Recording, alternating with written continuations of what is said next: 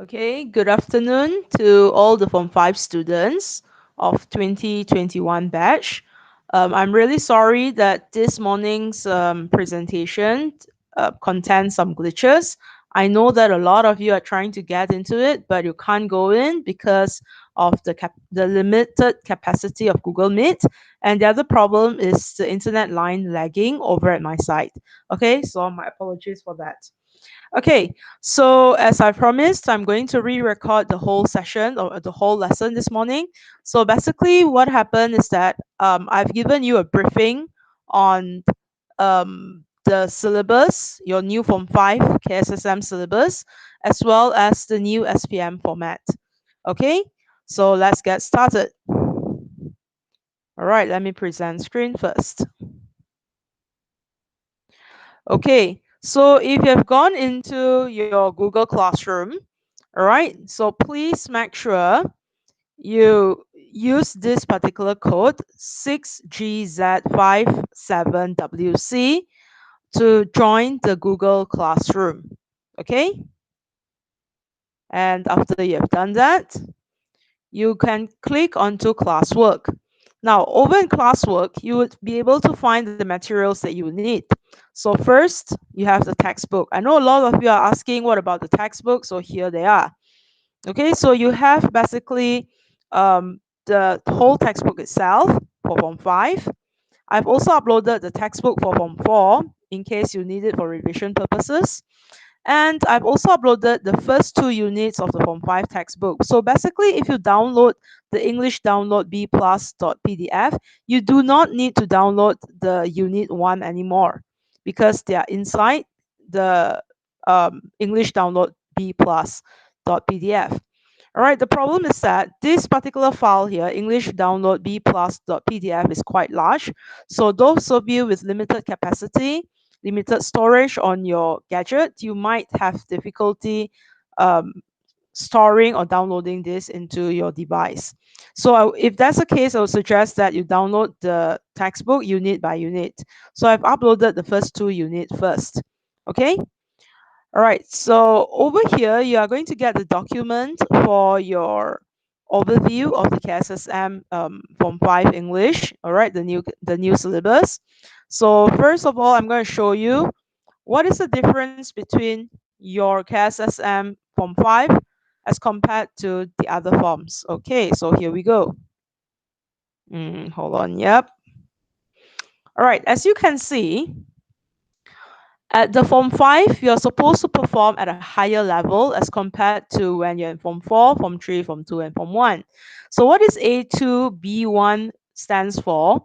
These are basically the level, the CFR level.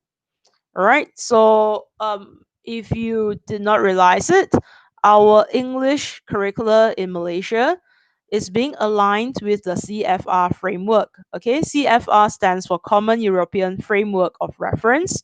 So in this particular framework, A1 is the lowest level, right? And C2 is the highest level.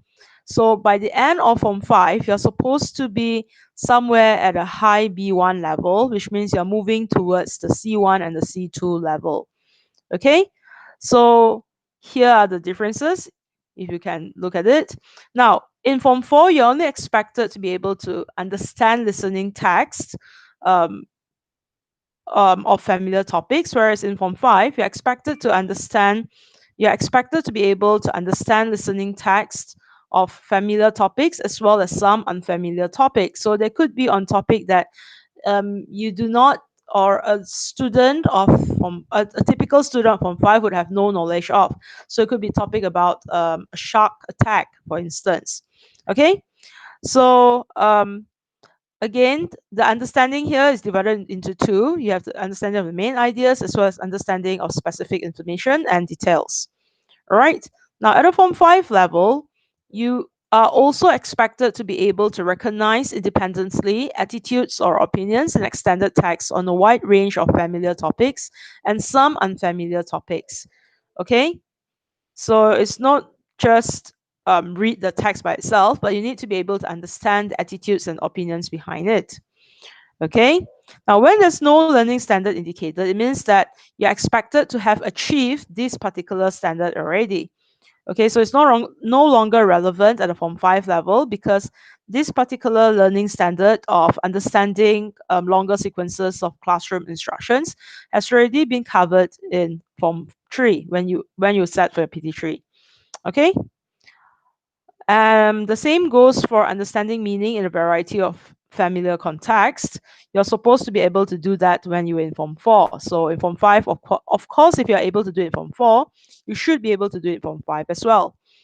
Okay, the next one is understanding independently longer or complex narratives on a wide range of familiar topics and some unfamiliar topics. Narratives here refers to things like stories. Okay, now, guessing meaning of unfamiliar words from clues provided by other words and by context on a wide range of familiar topics and some unfamiliar topics. So, at the high B1 level, you're expected to be able to guess meaning of unfamiliar words, not only of a text that you're familiar with, but it could be on a text with unfamiliar topic. Okay, and you're supposed to be able to recognize with little or no support typical features at word, sentence, or text levels of a range of spoken genres. So, what do we mean by typical features? It could be things like connectors, okay, or signpost. So, let's say if the spoken genre is a speech, so when people give speeches, they would normally signpost their speech by saying things like, first of all, I'm going to tell you about blah, blah, blah. Okay, moving on. Da, da, da, da, da. So these are some typical features of a speech. Okay, I'm not going to go into detail because that's not the purpose today. The purpose today is to look at an overview of it. All right, so that was for listening. For spoken interaction, this is what is expected of you. You're expected to be able to explain information on familiar topics from diagrams, charts, tables, graphs, or other visuals. Okay, so it's no longer just explaining a picture, right? But you have to be able to explain diagrams, charts, tables, graphs, or some whatever other visuals that's given to you. Okay, it could be a mind map as well. All right, ask about and explain advantages and disadvantages of ideas, plans, and arrangements. So it's no longer just telling the advantages and disadvantages, but you have to explain it, you have to justify it. Okay, there's a difference between explaining and telling.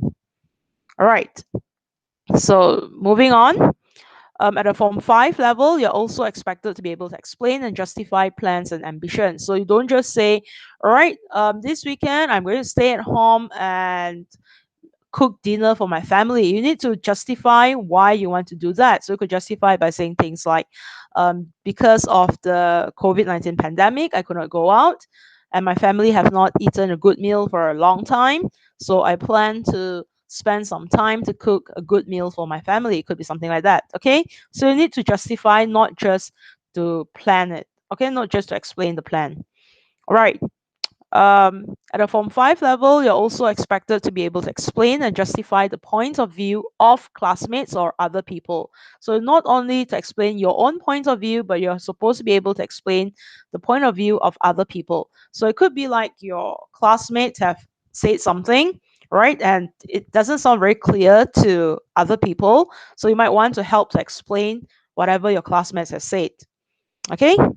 Next, 2.1.5, explain and justify your own feelings or feelings of others. It's not just say things like, yeah, I'm very excited to go to school, but you need to justify why you are excited to go to school. What is the reason behind your excitement? It could be things like, well, I feel excited to go to school because I've been staying at home for a long, long time. I have not seen my friends, blah, blah, blah. So you need to be able to justify it, not just to explain your feeling. Okay. Next, right. So when you're doing all this spoken interaction, you're supposed to use formal and informal registers as appropriate to the context. Okay, so in certain circumstances, you're supposed to use more formal registers. So for example, when you're giving a speech, it's supposed to be more formal as compared to when you're telling a story, which could be from an informal context. Okay. Next, All right, at the B1 high, which is a Form 5 level, you're also expected to be able to keep the interaction going on in discourse level exchanges by paraphrasing and rephrasing appropriately. What this means is that you're able to redirect the conversation, you're able to paraphrase the conversation so that keep it going, so that there's no awkward silence in between. Okay? And of course, to do this, you need to be able to use communication strategies, which you should have learned when you were in Form 1. Okay? Right? And at the Form 5 level, like I mentioned earlier, explain the main points of an idea or argument, not just to summarize, but to explain it. All right, that is for speaking. Now, for reading, okay, for the reading part of it, at the Form 5, B1 high, you're supposed to be able to understand the main ideas, okay, the main points in extended text, as well as the specific details and information in extended text on a wide range of familiar and unfamiliar topics. What this means is that you are expected to be able to understand comprehension passages of a particular length, not just something very short that you read in when you were in Form 3, but it's something much, much longer. So maybe something around, I don't know, 500 words perhaps, or even more than that. Okay, that's what is expected of you. And it could be on unfamiliar topics, topics that you have no idea what it is about. All right, so it could be topics about abseiling. You might be asking me, what is abseiling, right? So it could be on topics like that, not just things like hiking. Okay, all right, moving on. At the Form 5 B1 level also, you're expected to be able to guess the meaning of unfamiliar words from the clues provided by the other words and the context on a wide variety of familiar topics and some unfamiliar topics. So what this means is that you might encounter words that you are not very sure of, right? These are what we call unfamiliar words. And you try to guess the meaning from the clue given. Okay? So the clue could be provided within the word itself, so it could be by the prefix and the suffix, or it could be word clues provided by the context where the word is being used. Okay, I'm sure you have done a lot of this last year in your when you're doing reading comprehension. All right, at the Form 5 level, you're also expected to be able to use independently a range of familiar print and digital resources and some unfamiliar resources to track meaning and extend understanding. Okay, so you're not just limited to reading your textbook, but it means that you need to be able to read widely. Okay, and to use digital resources to check for meaning, right? What it means is digital resources refers to e-dictionary, or it could be thesaurus they can find online, right? Online dictionary, online thesaurus, or it could be just a simple Google search with the word define in front of it. Okay, um, you're also expected to be able to recognize independently the attitude or opinion of the writer in extended text on a wide range of familiar topics and some unfamiliar topics. So, what this means is that depending on the way the writer writes, so you might be able to guess whether the writer has a positive attitude towards certain thing or a negative attitude towards certain thing. Okay? So, you need to be able to pick up nuances like that when you are doing your reading at a Form 5 level. Okay, at the Form 5 level as well, you're expected to be able to recognize with little or no support typical features at word, sentence, and text levels of a wide range of genres. Right? Features here, typical features here refers to what is common within this particular genre. So let's say if it is a story. So normally how does a story start? Once upon a time, okay, on a cool, windy morning, right? So these are some typical features that you find in a story, but you would not find this in other genre, like let's say an informative text. Okay, read a variety of suitable prints and digital text to investigate and analyze global issues. So why you must be able to do this? Because if you're able to read a variety of text, right, and you have a perspective and you analyze and you have a perspective on a particular global issues, then you would be able to write better essays. Okay, so reading is closely related to writing. If you don't read, you basically have no contents for your writing, right? So please take note of that. So this is what is expected of you at a Form 5 level. Okay, now next, oh yeah, by the way, if you do not know what is global issues, you better search that up. It comes from the word globe, Globe. Okay, next for writing. Okay, here are the learning standards for writing at the Form 5 level. So the Form 5 level, you are able to not only explain, but also to evaluate. Evaluate means um, to give a value to something, to tell whether is it good, is it bad, or how, to assess it. Okay? So you're able to explain and evaluate visual, um, read and heard information. Okay, so not just explain something that you see, but also explain something that you have read and something that you have heard. Okay, explain and evaluate them. All right. You're able to explain advantages and disadvantages of ideas, plans, or arrangements. Okay, so this is what is expected of you at the Form 5 level. Right? Explain advantages and disadvantages of ideas, plans, or arrangements in writing. Okay, this is no longer in speech, but in writing. At the Form 5 level, you're also expected to be able to explain the main points for and against an idea or argument. Okay, so those of you who are doing debate out there, if you are a debater, you shouldn't have a problem with this, except for your language perhaps. Okay, express and respond to real or imagined opinions and feelings. Organize and sequence and Organize, sequence, and develop ideas within a text of several paragraphs on familiar topics and some unfamiliar topics. Several paragraphs here refers to things like 3, 4, or 5 paragraphs. Okay, not just one or two. You need to be able to organize and sequence your ideas within those paragraphs, within and between those paragraphs. Okay, punctuate written work on a range of text types with reasonable accuracy. So this is referring to punctuation. The next part is referring to accurate spelling. So if you have atrocious spelling, please be very careful. After you have written your essay, please go and proofread it. Okay?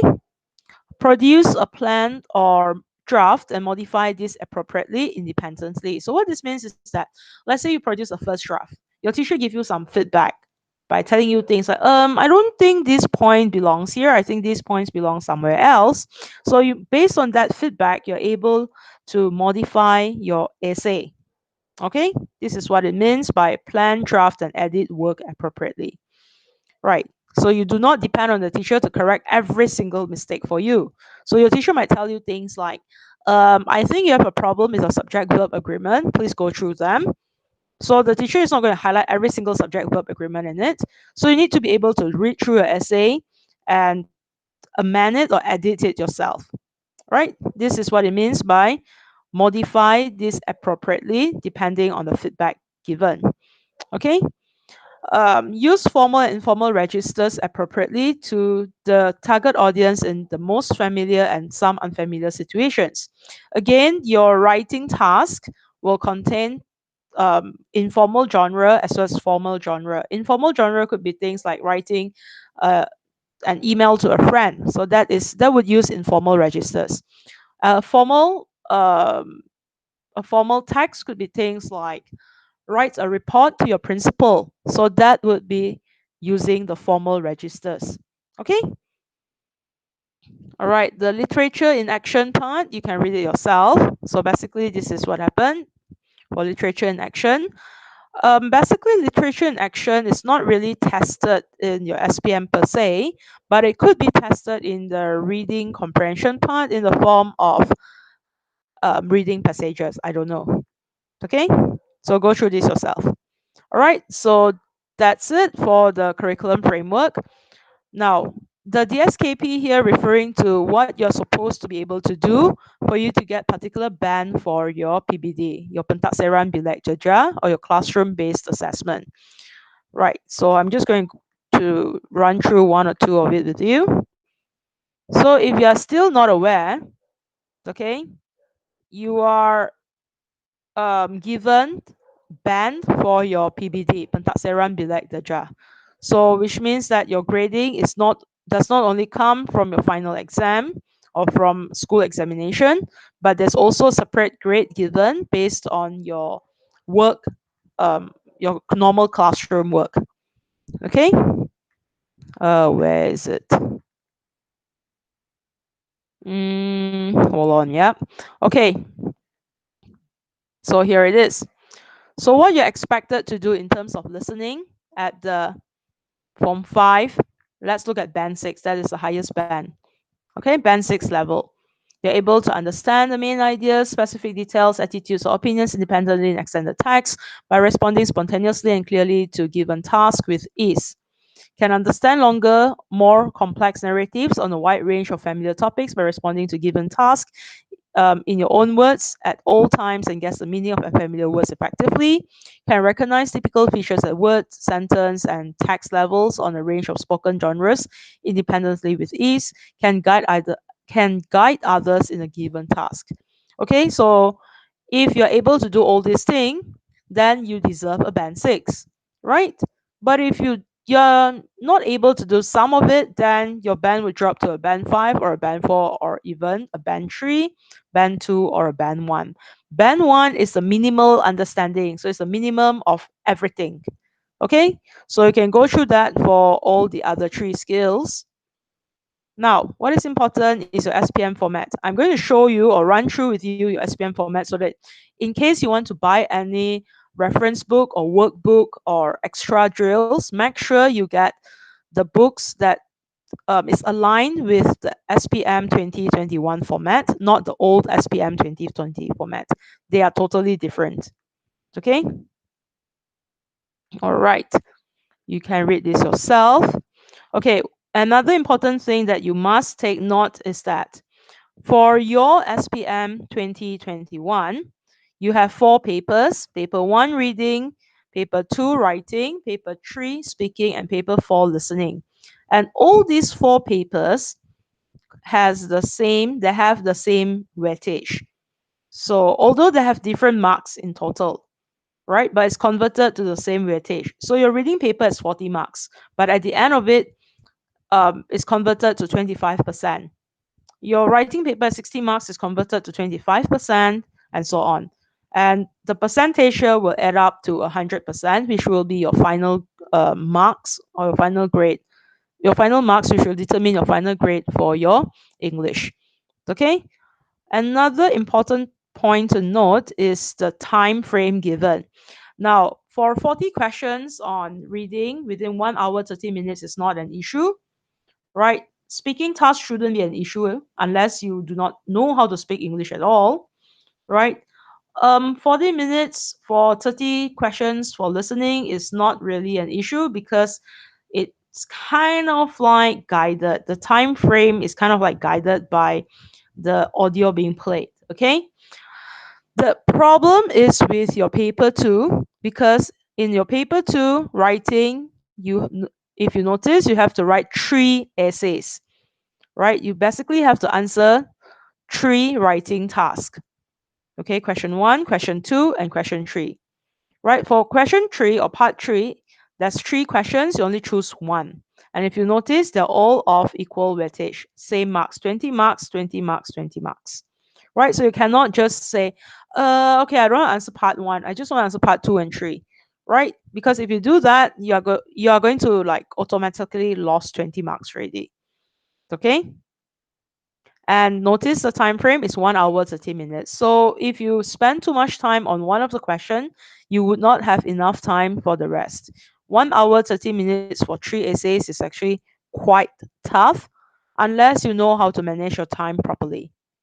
Okay, so let's move to the first paper, which is your reading paper. I'm sure you're familiar with the format because we have basically used this format last year or part of this format last year for your year-end online test, if you remember. So part 1 of your reading test is contain short text followed by one item or one question with 3 options for you to choose.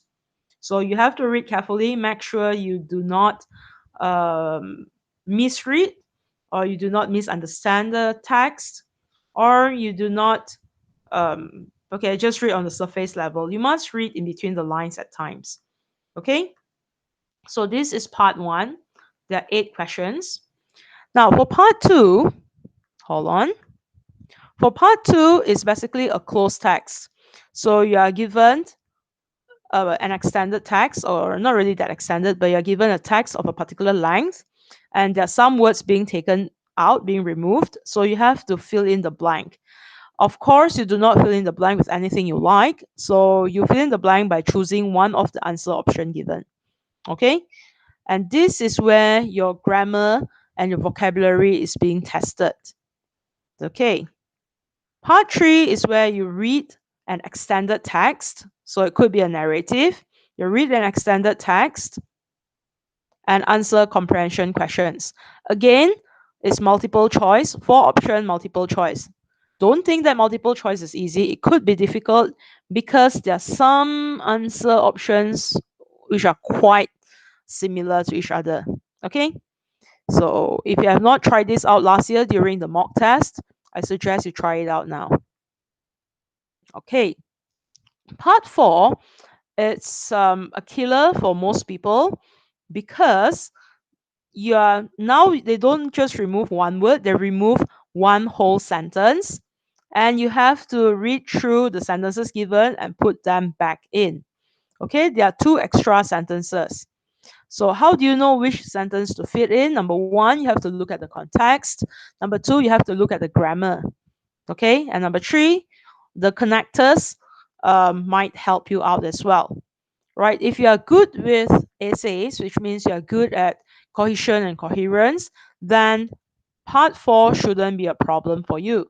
But most people ain't good with it. That's why part four became an issue.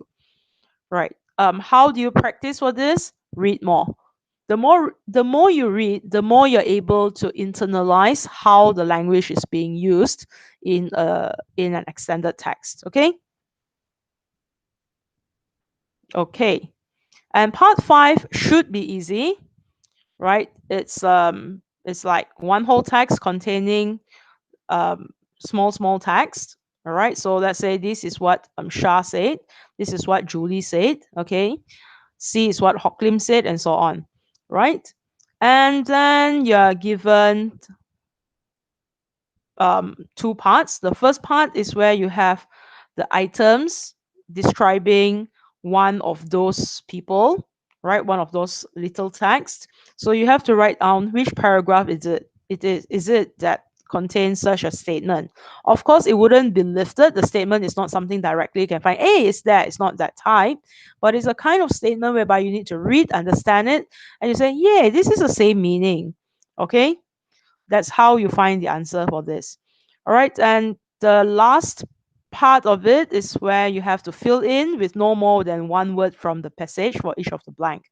No more than one word basically means use only one word to fill in the blank. Where do you find the word? The word is from the text. Okay? Okay. Moving on, part two, sorry, not part two, paper two of your English test is your writing paper. There's 3 questions. So the first question should be familiar to most of you because this is what you have in your PT3 as well. Of course, the word length is slightly longer, it's 80 words. So you have received the email from your friend, you have to reply your friend's email. So when you reply your friend's email, make sure you answer the questions that your friend has given to you. Okay? So that one should be easy. You should be able to finish this within like 15 to 20 minutes maximum. Okay. Part two is when you have to write an essay. And this again is kind of like familiar to you because it's similar to your PT3 essay as well. Okay. Of course, the length is slightly longer, 125 to 150 words. You might ask whether you can write more than 150 words. Of course, you can. But the problem is that you are penalizing yourself because then you will not have enough time for part three later. Okay, so make sure when you answer this essay, when you write the essay, you answer the point given. Okay, the dot point given. All right. And part three is when you have to write something of a much longer length, 200 to 150 words. and you have 3 questions. So the first question here is on question 3 is on article. So you have to write an article. Question 4, you write the review. Question 5, you write the story. And another format that's not here is a report. So basically for part 3, for your writing, you have 4 genres that could come out. So it could be an article, it could be a review, it could be a story, or it could be a report.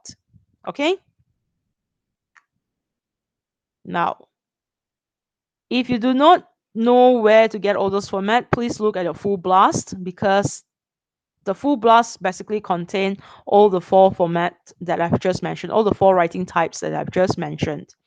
Okay, paper 3 is your speaking paper.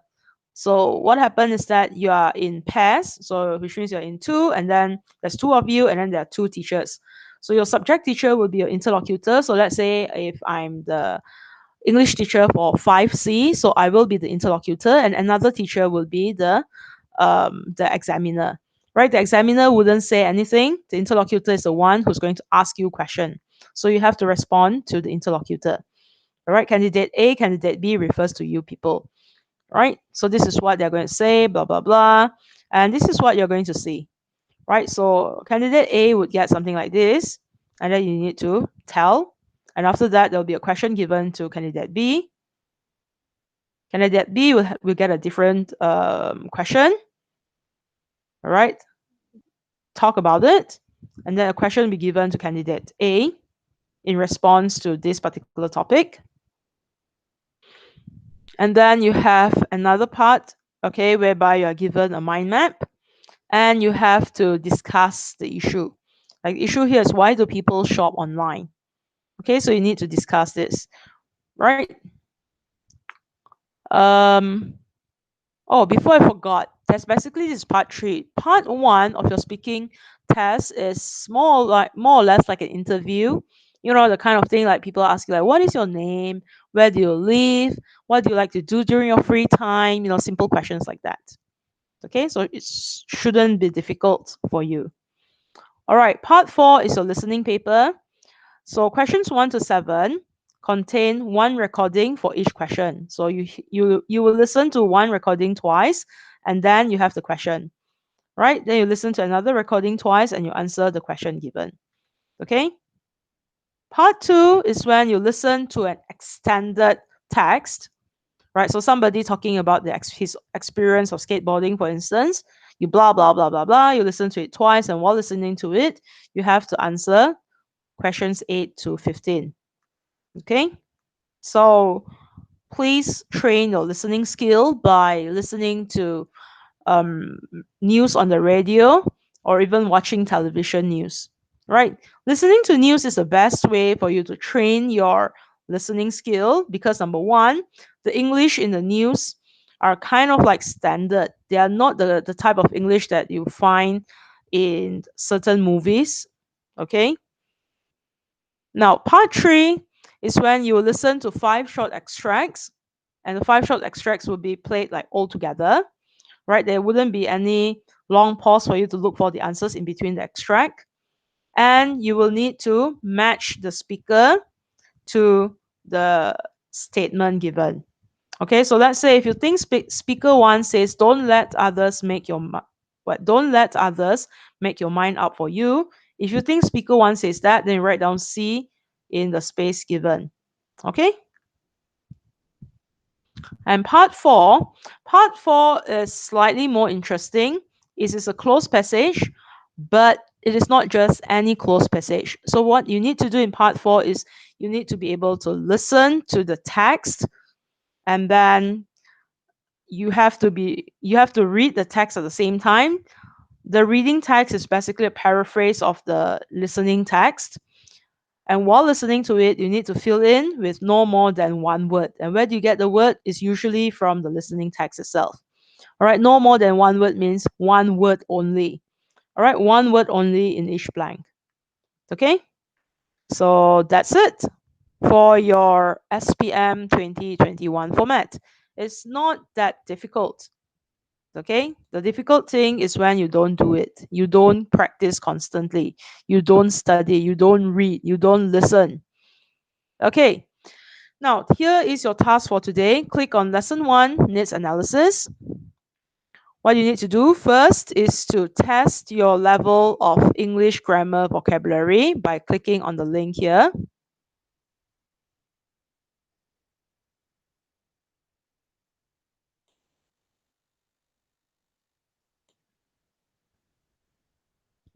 Hold on, yeah, I'm going to show you the page. Okay, so if you click on the link, you are going to get this page. So what you need to do is read the question and answer it. So let's say this one. Jack's parents blank, and so I am sure they would love to go to the exhibition. So if you say Jack's parents much Picasso's painting like, if you think this is the answer, click on it and click next. All right, there are 15 questions.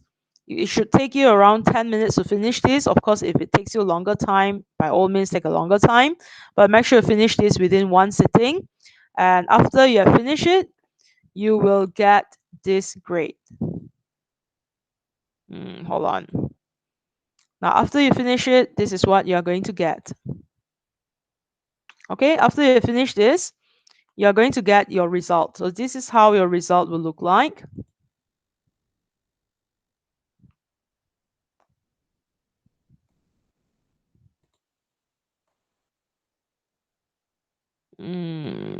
Okay, this is how your result will look like. So basically, you need to take note of your level, right? C2, your level is C2. So C2 is your level, and you need to take note of the time that you have taken to finish the test. Okay, and after you have done with that, make sure you jot this down inside into a piece of paper first. Okay, you can write it in your diary, write it anywhere. So make sure you jot this down into a piece of paper first before you move on to the next task. So what is the next task? The next task is hold on. All right, so what is your next task?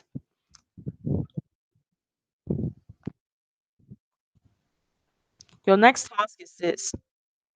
Test your level of English language, of English listening here. So these are basically listening audios. So click on it, listen to it, answer the question. Make sure you finish listening to it, answer the question, read, answer question, click next. Okay, easy. And again, at the end of it, you get a result. So make sure you jot down what is your level. It could be an A2, it could be a B1, it could be a C2, and take note of the time that you have taken to complete the test.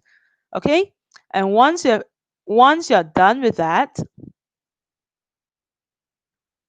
click on the needs analysis. Okay, it is a Google form. Make sure that you are signed in using your MOE ID. If you sign in using other ID, then you wouldn't be able to access this form. Okay, so type in your name. Let's say your name is Aniva. Okay, choose your class. Make sure it's your correct class, yeah. Otherwise, your English teacher wouldn't be able to find you. All right, what problems you face during PDPR for English? Okay, specifically for this lesson, because this is the first PDPR this year, whatever happened last year, let us forget about it, right? So let us start fresh. So let's say if last year you might have a lack of discipline to study, but this year maybe that is no longer a problem, so don't take it. Okay, so what problems do you face during PDPR for English? Right? So you might have more than one problem, so make sure you tick it. If the problem is not listed here, you can click here and type others. Okay, which of the following, make sure if you put others, you type it out. So what other problems do you have? Maybe problems with need to work to earn money. So the PDPR time clashes with your part-time job, maybe. So put it down, be honest. Right? Which of the following do you find helpful during PDPR for English? So how is it that you think it would be helpful to you to learn English? Is it a live class via Google Meet, like what we have done this morning? Or is it a recording of the teacher's explanation, like what I'm doing now? Okay, or just exercises like quizzes, reading comprehension task, or watching videos, or writing essays. Watching videos here could be videos that's from the YouTube, okay, or modules in paper, or e-modules online. All right, interacting or speaking to the teacher, or if you have other thing that you think would help you learn English better during PDPR, please type it down here. Okay, maybe write poems. I don't know, maybe I'm just saying. All right, this is where you need to fill in the or take select the level of your English grammar vocabulary based on your test. Right, so if at the end of it your level is a C2, then put tick C2. Time taken to complete the test. All right, let's say time taken is 7 minutes 22 seconds. So just put down 7 minutes 22 seconds. Okay. And then the same thing goes for your listening. Let's say your listening is a B2. Time taken, let's say it's a 10 minutes. So write down 10 minutes. And tell me what you hope to achieve in the future with the English that you have learned. Or like, why do you want to learn English? What do you hope to achieve in the future with this particular English that you have learned? Is it to find work, to further your studies, to do voluntary work, or just to be able to watch English movie, to enjoy English movie without reading the subtitle? Okay, take them. So, what is the most difficult thing for you now? Is it to speak to others in English? Others here could be your teacher, could be your friend, could be a stranger. Listening to announcement in English, understanding the text read, writing essays. So which one is the most difficult? If it's not listed here, you can take others and type it out yourself. Maybe the most difficult thing now is to give a speech. Then type give a speech. Okay, so what is your goal for SPM 2021 English?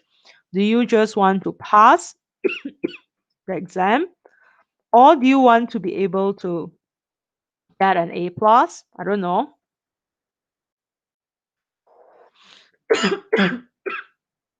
I'm very sorry.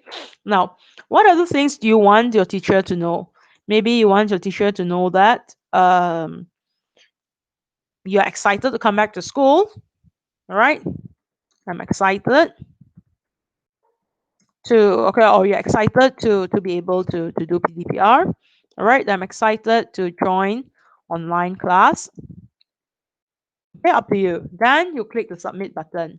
Okay, so after you have done that, right after you have done that, then that's it. You basically complete your needs analysis and your assignment, your exercises for this week. Okay, so this is just an introduction. Next week I hope to be able to start with unit 1 of your textbook. All right, so I will post further announcement on the stream here, maybe by your class is on Wednesday, so I'll post further announcement by Tuesday, and I will also um, broadcast it to your teacher so that your respective English teachers will be able to pass down the information to you. Okay. Um, I guess that's it for today. Thank you so much for listening to me, and see you next week. Bye.